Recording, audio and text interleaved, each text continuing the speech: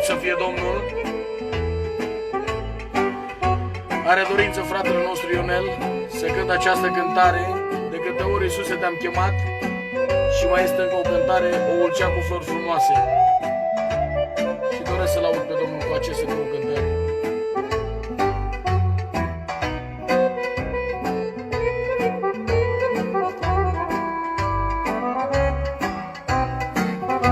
De câte ori, Iisuse, te-am